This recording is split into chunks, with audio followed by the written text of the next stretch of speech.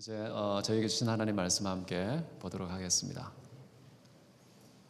오늘은 주기도문 강해의 마지막 시간입니다. 주님께서 우리에게 가르쳐 주신 기도에 대해서 지금까지 쭉 살펴보았고, 오늘은 그 마침표에 해당하는 말씀 함께 나눕니다.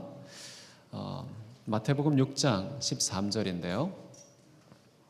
우리 같이 한 목소리로 읽겠습니다. 마태복음 6장 13절 같이 읽습니다. 시작. 우리를 시험에 들게 하지 마옵시고 만약에서 구하옵소서. 나라와 권세와 영광이 아버지께 영원히 쌓옵나이다. 아멘. 오늘은 이렇게 관로 안에 쳐져 있는 나라와 권세와 영광이 아버지께 영원히 쌓옵나이다, 이 부분을 함께 나누도록 하겠습니다. 이것은 주님께서 우리에게 가르쳐 주신 기도의 결론입니다. 동시에 우리가 하나님께 드리는 기도의 근거와 목적은 도대체 무엇인지 알려주는 그런 부분이라고 할 수가 있겠습니다. 하나님께 우리는 7가지의 기도를 드립니다. 하나님의 이름이 거룩히 여김 받게 해달라고 기도하죠. 하나님의 나라가 이 땅에 임하게 해달라고 기도하죠. 하늘에서 뜻이 이룬 것처럼 그 하나님의 뜻 이 땅에서도 성취되게 해달라고 기도합니다. 일용할 양식 주옵소서. 우리를 용서해 주옵소서. 시험에 들지 않게 하옵소서. 악에서 건져 주옵소서. 왜요? 왜 이렇게 기도하는 걸까요? 그 궁극적인 목적이 뭐냐 하면 나라와 권세와 영광을 하나님 아버지께 돌리기 위해서라는 것이죠. 또 이렇게 기도하는 근거는 무엇일까요? 나라와 권세와 영광이 하나님의 것이기 때문에, 우리가 돌리기 이전에 이미 그분의 것입니다. 그분의 것이기 때문에 우리는 이 7가지의 기도문을 갖고 하나님 앞에 나아가 엎드려 기도하는 것이죠. 그래서 기도의 근거와 기도의 목적이 우리가 함께 읽은 이 관로 속에 있는 구절이 되겠습니다. 먼저 하나님의 나라를 한번 생각해 보십시오. 여러분, 나라는 킹덤, 왕국은요 하나님의 것입니다. 하나님께 속한 것이죠. 그것은 한 개인이나 가문이나 민족의 어떤 국가 또는 세계 종교, 세계 정부, 이런 개념의 인위적인 나라와는 현저히 구별되는 것입니다. 여러분, 인간의 나라는요, 인간 자신이 주도하는 나라이죠. 자신의 뜻을 펼치는 그런 나라이죠. 인간 자신의 이름을 높이는 나라입니다. 그러나 하나님의 나라는 하나님의 이름이 높임 받으시고 또 하나님의 뜻이 펼쳐지고 하나님의 통치가 구현되는 그런 나라라고 할 수 있습니다. 그런 하나님의 나라는 그 소유권을 인간이 취하는 것이 아니라 하나님께 돌리는 것이 마땅하다, 이렇게 볼 수가 있겠지요. 모든 교회는 하나님의 나라입니다. 모든 성도 개개인은 하나님의 백성입니다. 그런데 잘못된 그런 마음을 가지고 어떤 특정한 교회가 특정한 목사의 교회인 것처럼 하나님의 나라를 특정한 개인에게 돌리는 그런 잘못된 경향이 있고요. 하나님의 백성들 한 사람 한 사람을 마치 자기의 양떼인 것처럼 하나님의 양이신데, 우리는 주께서 기르시는 양이라 우리가 교동문 나눌 때 함께 고백하지 않았습니까? 우리 모두가 다 하나님의 양이죠. 우리들 사이에 누가 누구의 소유격을 갖다 붙일 수 있는 그런 양이 아니라는 것입니다. 모든 나라는 하나님의 것이고요, 모든 교회 하나님의 것이고요, 모든 성도님들 다 하나님의 양입니다. 하나님 말씀 한번 보겠습니다. 요한복음 21장 17절입니다. 같이 한번 읽습니다. 시작. 베드로가 근심하여 이르되 모든 제가 이렇게 색깔을 안 칠해가지고 안 들어가는데요. 주님의 모든 것을 아시오매 내가 주님을 사랑하는 줄 주께서 아시나이다. 예수께서 이르시되 내 양을 먹이라. 베드로가 하나님의 사역자로 소명을 받는 장면입니다. 거기에서 하나님께서 맡기신 것이 무엇일까요? 네 양을 찾아서 네 양을 만들어서 네 양을 먹여라, 이렇게 하셨나요? 아니죠. 하나님께서 당신의 양을 보내시고요, 당신의 양을 맡기셨고요, 당신의 양을 먹이라고 이렇게 말씀하고 계시죠. 이곳에 계신 모든 여러분들요, 제 양이 아닙니다. 다 하나님의 양이고요, 저도 하나님의 양입니다. 하나님께서 어떤 직분을 맡겨서 지금 말씀 전하는 그런 직분을 감당하는 것이지, 말씀을 전달한다고 해서 양의 소유권이 저에게 이전되는 것은 결코 아닌 것입니다. 말씀 듣고 말하는 자의 차이일 뿐인데 그것이 소유권의 관계로 착각하는 목회자가 많이 있습니다. 그래서 내 양인데 물론 소유권이 자기에게 있으면 애착이 더 갈 수 있겠죠. 좀 더 노력할 수 있겠죠. 좀 더 큰 사랑 베풀 수도 있겠습니다. 그러나 그것은 인간적인 문맥에서 생각하는 것이고요. 아무리 큰 사랑을 베풀지라도 내 양이라는 꼭 소유물이 되어야 비로소 사랑을 베푸는 것은 아주 이기적인, 어쩌면 인간적인 그런 사랑이라고 볼 수가 있습니다. 우리의 사랑의 근거는요, 내 거기 때문에 사랑하는 게 아니라요, 예수님이 나를 대신해서 십자가에 달려 죽기까지 사랑하셨기 때문에 그 무한하고 무조건적인 사랑을 받았기 때문에 그 사랑의 근거에서 우리는 사랑하는 것입니다. 그런데 내 향이기 때문에 내가 더 잘 사랑할 수 있다? 그런 것은 아니죠. 내 교회이기 때문에 내가 내 교회를 잘 키워야지라는 마음이 더 커진다? 밖에서 볼 때는 인간적인 문맥에서 참 일리가 있다라고 동의할 수 있겠지만 하나님의 교회는 그렇게 움직이는 게 아니죠. 하나님의 사랑으로, 하나님의 능력으로, 하나님이 친히 당신의 교회를 세워 가신다는 사실 우리는 꼭 기억하면 좋겠습니다. 여러분, 제가 지난 기수에 제자 훈련을 했습니다. 제자 훈련에서 많은 분들이 10번의 시간을 거쳐서 졸업을 했어요. 그러면 그 졸업생들 어떻게 될까요? 저의 제자가 되는 겁니까?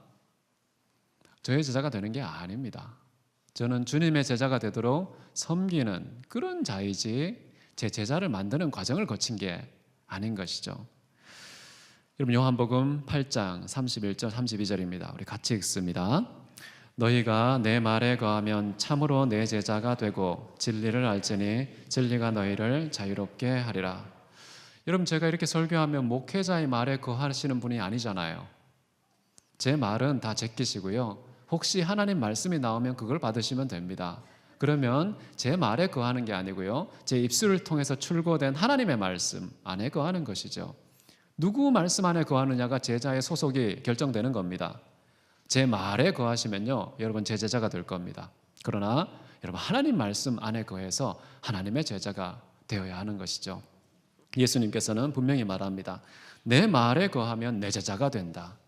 근데 귀신의 말을 들으면 귀신의 제자가 되죠. 마귀의 말을 들으면 마귀의 제자가 되겠죠. 인간의 말을 들으면 인간의 제자가 되겠죠. 그러나 우리는 누구의 말을 듣습니까? 양은 목자의 음성을 알지 않습니까? 인간의 입술로 나오고 인간의 어떤 고민을 통해서 나왔다 할지라도 통로입니다. 수단이고 도구이죠. 그렇기 때문에 우리는 특정한 누군가의 제자다, 이것을 또한 뿌듯해하거나 또 거기에 또 종속될 필요도 없습니다. 우리는 다 하나님이 계시는 양이고요, 하나님의 제자들입니다. 그렇기 때문에 특정한 한 개인에게 나의 어떤 제자의 성격을 소속시킬 필요가 없습니다. 함께 교제를 나누었다, 함께 사랑을 나눴다, 그리스도의 몸을 함께 이루었다, 이런 표현은 가능하죠. 그러나 우리가 표현할 때에 특정한 목회자야 제자가 된다, 특정한 사람의 제자가 된다, 이것은 우리가 궁극적인 표현은 아니라는 겁니다. 우리가 소통 차원에서 그런 표현 가끔 쓸 수 있겠죠. 그러나 그것이 오히려 왜곡시키지 않도록 조심해야 됩니다. 모두가 다 하나님의 제자라는 사실 여러분 기억하십시오.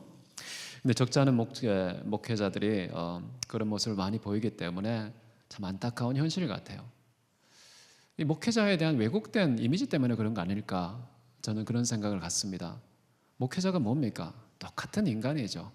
똑같은 인간입니다. 여러분, 히브리서 3장 5절 보시면요, 이스라엘 백성들을 해방시킨 최고의 영웅 누굽니까? 모세 아닙니까? 그 모세에 대해서 이렇게 평가합니다. 같이 읽습니다. 모세는 장래에 말할 것을 증언하기 위하여 하나님의 온 집에서 종으로서 신실하였고, 모세는 하나님 집에서 일하는 사환이었습니다. 종이었어요. 종의 제자를 길러가지고 줄 세우게 하고 패거리 만들고 그렇게 할 수 있습니까, 종이? 아니에요. 종은 종인 거지. 다 똑같은 종이에요. 그냥 하나님께서 귀히 쓰셨을 뿐입니다. 쓰셨다고 해서 그것이 어떤 딴 사람들을 제자로 삼고 내 사람으로 삼을 수 있는 자격이 부여되는 게 아닙니다. 하나님께 충성했다는 겁니다. 하나님의 집에서 종으로서, 사환으로서 하나님께 충성한 것이었지, 사람들을 내 사람으로 만들고 내 패거리를 만드는 그런 태도 취하지 않았다는 것이죠. 여러분, 신약에서는요, 누구보다 더 탁월하게, 누구보다 더 성실하고 열심히 목숨을 걸고 사도의 직분을 수행했던 사람 누굽니까? 바울 아닙니까? 그 바울은 이런 얘기를 합니다. 사도행전 14장 14, 15절인데요. 이것 한번 같이 읽겠습니다. 두 사도 바나바와 바울이 듣고 옷을 찢고 무리 가운데 뛰어들어가서 소리질러 이르되 여러분이여 어찌하여 이러한 일을 하느냐? 우리도 여러분과 같은 성정을 가진 사람이다. 여러분, 이렇게 놀라운 기적을 행하고 하나님의 정말 깊이 있는 말씀을 증거한 사도 바울, 바나바, 이 두 사람이 복음을 전파하니까요, 주변에 있는 사람들이 야, 이거는 하늘에서 내려온 신들이다. 신들이 인간의 옷을 입고서 이 땅에 내려왔구나. 험해와 스스다. 이렇게 생각하면서 예배하고 경배하고 추앙하려고 했죠. 그러니까 그들이 어떻게 했습니까? 이러시면 안 된다고, 이러시면 안 된다고 말리면서, 나희들은 그때 옷을 찢었습니다. 옷을 막 찢으면 뭐가 나옵니까? 알몸이 나오겠죠. 보시라고, 똑같다고. 아래 위의 개념 아니라고. 다 똑같은 하나님의 창조물이다. 절대 섬김의 대상, 추앙의 대상 아니라고 얘기를 합니다. 이렇게 손사래를 치면서 자기 옷을 찢으면서 이렇게 어떤 추앙도 거부하는 이런 사도 바울, 참 귀하지 않습니까? 오늘날 같으면 어떻습니까? 그냥 은근히 지나가면서 왜 그러세요? 하면서 다 즐기잖아요. 누리고 좀 더 하라고. 참 많이 달라진 것 같아요. 정말 1세기 사도들이 예수님을 따르고 하나님 백성을 섬긴다는 그 문화하고 오늘날 21세기 대한민국 교회의 문화는 너무나 많이 달라진 것 같습니다. 성도님들이 정말 한 사람, 인간을 마치 스승처럼, 목자처럼 나는 그의 종이고 그의 양이고 그의 제자라고 말한다면 손사래를 치고 옷을 찢으면서 아니라고, 다 같은 우리가 하나님의 종, 제자라고 이렇게 거부하고 올바로 하나님께 동일하게 나아가는 그런 태도를 취하는 목회자 만나기가 하늘의 별따기 아닙니까? 저도 여러분 많이 주시해 주십시오. 혹시 목이 뻣뻣해진 사람 되지 않는지, 나를 따르라 혹시 그렇게 교만을 떨고 있지는 않은지 그때마다 여러분은 지적하시고요, 경계하셔야 됩니다. 사람이며 통보입니까? 다 넘어갑니다. 한 1년만 그렇게 막 추앙해 보십시오. 아니 10년만 한번 추앙해 보십시오. 인간이 다 변질돼요. 변질될 수밖에 없습니다. 그렇게 강철 같은 사람이 없습니다. 환경에 늘 적응되는 연약함을 가지고 있다는 사실 기억하시면서요, 우리가 하나님의 동등한 백성이라는 사실 단 한순간도 놓치지 않았으면 좋겠다, 그런 생각이 듭니다. 여러분, 교회를 세우시는 분은 누구시냐? 주님이십니다. 그 교회는 누구의 교회냐? 주님의 교회입니다. 그런데요, 하나님의 교회인 것이 복입니다. 하나님의 교회의 길 중단하는 순간 대단히 미터온 일이 생길 수가 있습니다. 우리 마태복음 16장 18절입니다. 하나님께서, 예수님께서 제자들과 대화하시다가요, 그냥 툭 튀어나온 말입니다. 같이 한번 읽어보겠습니다. 또 내가 내게 이르노니 너는 베드로라. 내가 이 반석 위에 내 교회를 세우리니 음부의 권세가 이기지 못하리라. 두 가지 크게 얘기하죠. 첫째, 누구의 교회를 세웁니까? 예수님의 교회, 주님의 교회를 세웁니다. 특정한 한병수의 목사의 교회? 아닙니다. 특정한 누군가의 교회? 아닙니다. 이 가업으로 생각해서 자식에게 물려주는 세습이라는 개념과 단어가 비집고 들어올 수 있는 그 어떤 틈도 없는 철저하게 하나님의 교회, 주님의 교회라는 것이죠. 이런 분명한 소속을 망각하면은 사람들 사이의 여론에 의해서 또는 불법을 합법으로 둔갑시켜서 자기도 모르게 내 교회인 것처럼, 내 교회니까 자식에게 유산으로 물려주는 그런 발상이 가능한 것이죠. 주변 사람들도 뭐 부자가 자식에게 돈 좀 물려주면 어때? 라는 개념에 동조를 해서 그냥 같이 묻혀서 넘어갑니다. 참 올바르지 않죠. 올바르지 않습니다. 하나님의 교회가 하나님의 교회의 길 중단하면 아주 큰 위험이 닥칩니다. 그래서 두 번째 한번 보십시오.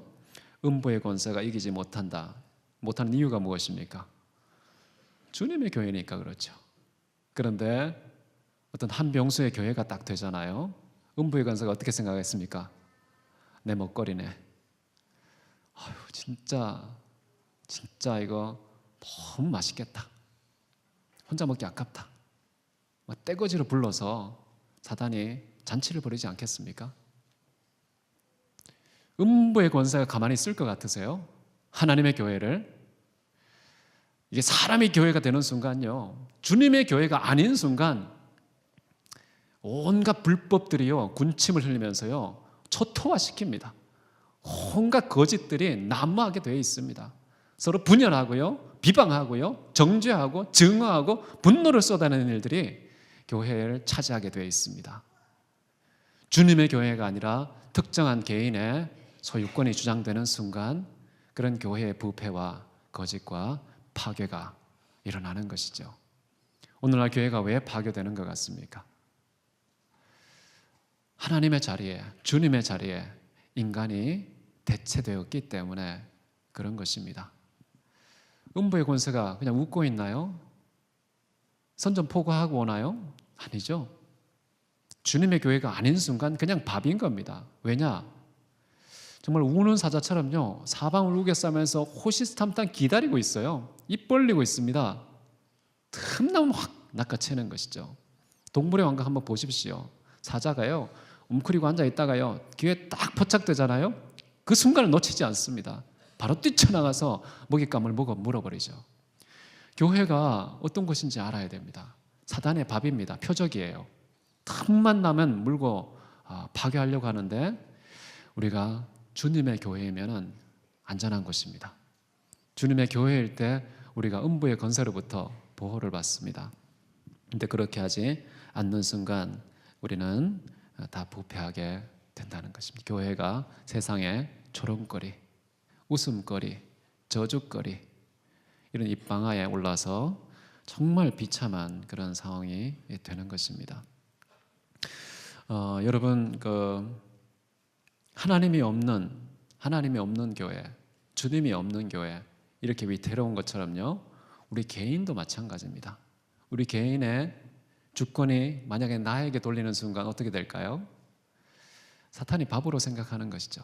근데 나의 주인이 하나님이시면요 음부의 권세가 건드리지 못합니다. 머리털 하나 상치 못하게 하시죠. 여러분의 소유를 분명히 하십시오. 나는 내 거야. 내 인생 내 거야. 이렇게 생각하는 순간 하나님 보호 밖으로 뛰쳐나가는 것이죠. 그런 인생을 시인은 이렇게 노래합니다. 시편 53편 1절인데요. 우리 같이 한번 읽습니다. 시작. 어리석은 자는 그 마음에 이르기를 하나님이 없다 하도다. 그들은 부패하며 가증한 악을 행하며 선을 행하는 자가 없도다. 하나님 없는 자, 하나님 없이 사는 자, 그래서 내가 주인이고 내 인생은 내 거라고 생각하는 자, 그 사람은 여기 어리석은 자다. 온갖 악한 짓을 저지른다. 악한 일을 행한다는 것 자체가요 벌써 마귀에게 장악되었다라는 것의 증명입니다. 내 속에 하나님의 진리가, 하나님의 사랑이, 주님의 공의가 나를 주관하고 있다. 그러면 하나님의 보호를 받고 있다는 뜻입니다. 그런데 악을 저지르는 순간 부패하면 하나님께서 보호망을 거두신 것이죠. 마귀에게 우리 자신을 갖다 바치는 그런 일이 될 수가 있다는 것입니다. 개인도 마찬가지인데요. 여러분 가정은 어떨까요? 가정이 나의 가정일까요? 아니면 주님의 가정일까요? 가정의 소유가 어디에 있냐에 따라서요 음부의 권세가 건드릴지 말지를 결정하는 것이죠. 여러분 우리 가정 보호하고 싶습니까? 하나님의 가정이라는 걸 인정하십시오. 하나님의 것이기 때문에요 그 가정에 악한 자가 만지지도 못하는 역사가 일어나는 것이죠. 우리 가정 하나님의 것입니다. 이렇게 고백하셔야 됩니다. 그렇지 않으면 대단히 어리석고 위태로운 일들이 터지지요. 마가복음 13장 12절인데요. 같이 읽습니다.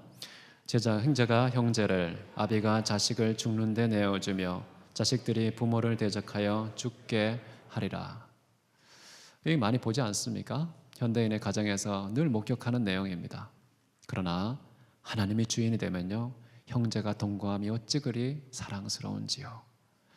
부모와 자녀가 정말 순종하는 관계, 존중하는 관계, 사랑하는 관계가 유지되려면요, 하나님은 사랑 아닙니까? 근데 가정이 하나님의 것이면요, 그 사랑이 지배하는 가정 될 거예요. 그래서 우리의 가정을요, 하나님께 속한 것임을, 나라가 아버지께 있사오며 우리 가정 아버지 것입니다. 아버지께 있습니다. 이렇게 우리의 가정을 돌리는 저와 여러분 되시기를 바랍니다. 여기 기업하시는 분도 있죠. 사업하시는 분들. 사업은 어떻게 하면 될까요? 내 기업일까요? 아니면 주님의 기업일까요? 내 기업이라고 생각하는 순간 이 돈벌이의 수단으로 전략합니다. 그 돈벌이를 제대로 하기 위해서는 거짓과 술수를 쓸 수밖에 없죠. 이 바닥에서 거짓과 술수 없이도 멀쩡하게 유지될 수 있는 기업이 없습니다. 내 기업이라고 생각하면 그렇게 부패하고 썩을 것입니다. 그러나 이 기업이 하나님의 기업이다 믿으면요, 하나님이 음부의 권사가 건드리지 못하도록 그 기업을 지켜주실 겁니다. 그거 믿으시고요, 내 기업이 여호와의 것이니이다, 이 모든 것이 하나님 아버지께 있나이다, 이렇게 고백할 수 있을 것입니다. 여러분, 시편 113편, 112편인데요. 할렐루야, 여호와를 경외하며 그의 계명을 크게 즐거워하는 자는 복이 있도다. 부와 재물이 그의 집에 있으며 그의 공의가 영구히 서 있으리로다. 하나님을 경외하는, 주님을 인정하는, 주님의 것이라 고백하는 그 기업, 하나님께서 그 부와 모든 재물 그의 기업에 머물도록 하겠다라는 것이죠. 나라와 민족도 마찬가지입니다. 대한민국 정말 하나님의 것입니다. 하나님 보호해 주십시오. 하나님이 보호하사 우리 나라 만세, 이런 애국가 여러분 부르지 않습니까? 이게 뭐 의도가 되지 않았어도요, 우리는 그 문구를 그냥 믿음의 무덤으로 해석하면 되는 것이죠. 하나님이 보호하셔야, 하나님의 나라가 돼야 하나님이 지켜주시고 음부의 권세가, 강대국이 우리를 넘보지 못하겠죠. 주변 국가들이 함부로 수익 구조로, 수익의 수단으로 군침을 흘리지 않을 것입니다. 악인들이 수월로 돌아가며 하나님을 잃어버린 모든 이방 나라들이 수월로 돌아가게 될 것이다. 하나님을 잊어버린 국가는요, 수월로 가면, 수월은 지옥입니다. 지옥 같은 나라가 될 것이다 라는 것이죠. 하지만은 하나님을 주인으로 삼은 나라, 하나님이 그 나라의 신인 그런 나라, 하나님께서 큰 복으로 흥왕케 하실 것입니다. 같이 한번 읽습니다. 시편 33편 12절입니다. 여호와를 자기 하나님으로 삼은 나라, 곧 하나님의 기업으로 떼은 백성은 복이 있도다. 이런 복된 나라가 되기 위해서요, 나라가 하나님께 있습니다 라고 우리가 고백하면 되죠. 개인이든 가정이든 기업이든 국가든 모든 것에 있어서 하나님께 돌리면, 하나님께 그 나라를 돌리면 하나님이 우리를 책임지는구나. 이게 우리가 기도하는 아주 중요한 목적 중에 하나라는 것이고요. 그 다음에는 권세도 하나님께 있다, 아버지께 있나이다, 이렇게 고백하죠. 권세가 무슨 뜻입니까? 어떤 특권을 말하는 것이기도 하겠죠. 영향력, 권위, 자유, 이런 여러 가지 의미를 갖고 있는데요, 이 모든 권세가 누구에게 있다? 오직 아버지께 있습니다. 이렇게 우리는 주기도문을 통해서 배우고 있는 것이죠. 이런 만물과 만사가 하나님의 통치와 다스림과 지도하에 있다는 사실 저는 믿습니다.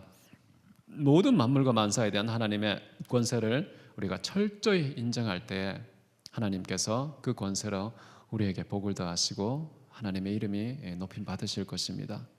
이것을 인정하는 것, 내 범사에 그것을 인정하는 것, 그것이 저는 다윗의 고백에서 참 아름답게 발견하는데요. 역대상 29장 12절입니다. 같이 읽습니다.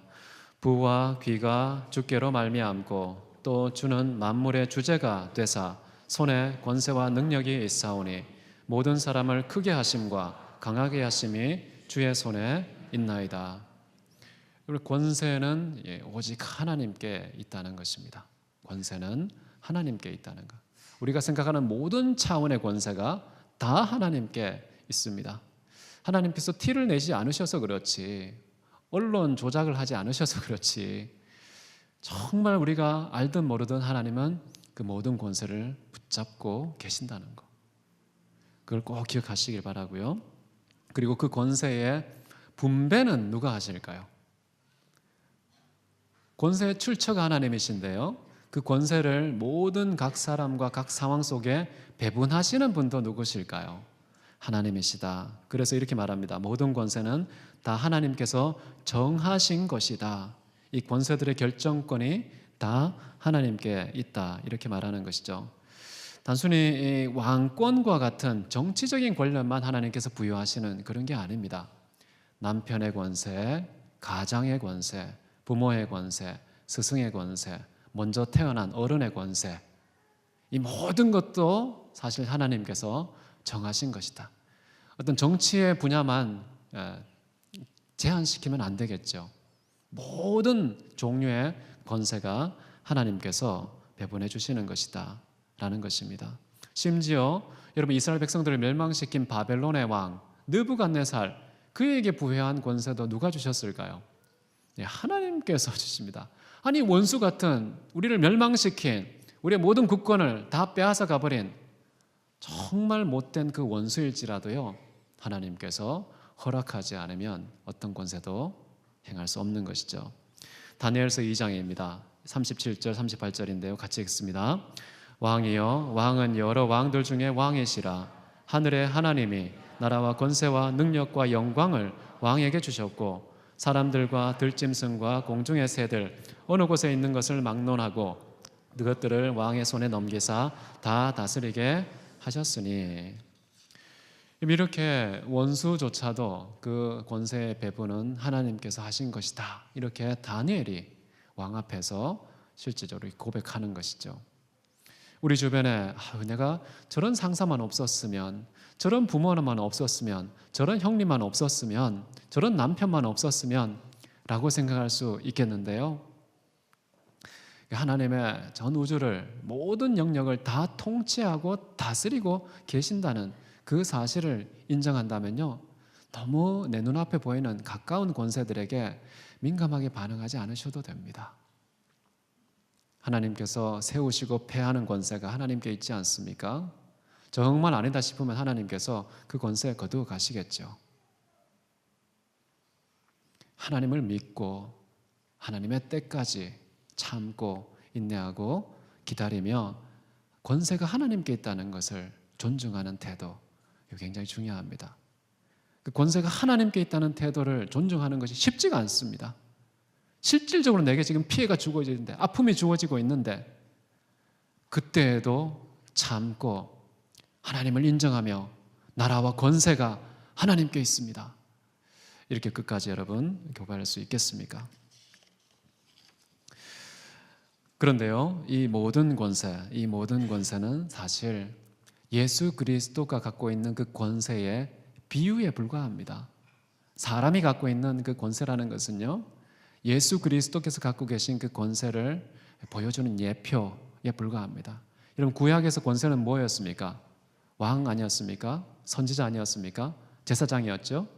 이런 사람들이 권세의 기름을 부음받아서 하나님께서 높이 세우셨는데 그 모든 기름 부음받은 왕과 선지자, 제사장, 누구를 가리키는 것입니까? 다 예수님을 가리키는 것이죠. 단순히 이스라엘 문맥 안에만 국한시키지 않아도 됩니다. 진짜 남편의 권세 누구의 것입니까? 예수님의 것 아닙니까? 진짜 부모의 권세 누구의 것입니까? 예수님의 것 아닙니까? 진짜 스승의 권세 누구에게 있습니까? 예수님께 있지 않습니까? 진정한 스승 누구밖에 없습니까? 예수밖에 없어요. 진정한 부모님 누구밖에 없습니까? 예수님밖에 없는 것이죠. 진정한 우리 남편 누굽니까? 예수밖에 없으니까요. 다른 모든 인간 문명 안에 우리가 경험하는 권세들은 궁극적인 거 아니라는 것이죠. 그 권세가 가리키는 예수 그리스도의 그 권세, 그 앞에서는 비유와 상징일 뿐이라는 사실. 근데 비유와 상징의 멱살을 잡고 막 끝장을 보려고 하는 태도, 좀 이렇게 안타까울 수 있습니다. 조금만 참으십시오. 조금만 인내하시면서요, 하나님의 권세를 존중할 때 비유도 변화를 받습니다. 비유, 상징, 하나님이 주관하고 계시다는 사실 믿고 예수 그리스도의 그 권세를 인정하는 태도, 그런 태도로 가면 하나님께서 승리케 하실 줄로 믿습니다. 여러분, 예수님에 대해서 이런 표현을 합니다. 골로새서 2장 10절인데요. 예수님이 가진 권세에 대해서 이런 표현하는데 같이 읽습니다. 그는 모든 통치자와 권세의 머리시라. 모든 몸은 머리에 순응해야 되지 않습니까? 이 땅에 있는 모든 권세들은요, 권세의 머리 대신 그리스도 예수 앞에 순종해야 합니다. 그렇지 않으면 안 되는 것이죠. 원래 모든 권세는요, 예수님을 섬기도록 분배된 권세입니다. 예수님을 섬기도록 분배된 권세예요. 사람들이 악하기 때문에 악용을 하는 것이죠. 모든 권세는 그리스도 예수를 섬기는 하나의 수단과 방편으로 맡겨지고 주어진 것인데 그것을 내려놓을 때가 많습니다. 다니엘서 7장 27절 보시면요, 이렇게 말하죠. 모든 권세 있는 자들이 다 그를 섬기며 복종하리라. 모든 권세는요, 그를 섬기고 그를 복종해야 되는 그런 것이라고 다니엘이 아주 먼 옛날에 예언을 했습니다. 예언을. 이런 사실을 여러분 믿으십시오. 예수님도 이런 말씀하셨죠. 예수께서 이르시되 하늘과 땅의 모든 권세를 내게 주셨으니, 모든 것에 누구에게 있다는 뜻입니까? 예수님께 있다는 것입니다. 예수님께 맡겨진 권세는 다른 이 땅의 권세하고는 차원이 다릅니다. 우리 다 같이 다니엘서 7장 14절 같이 한번 읽겠습니다. 시작.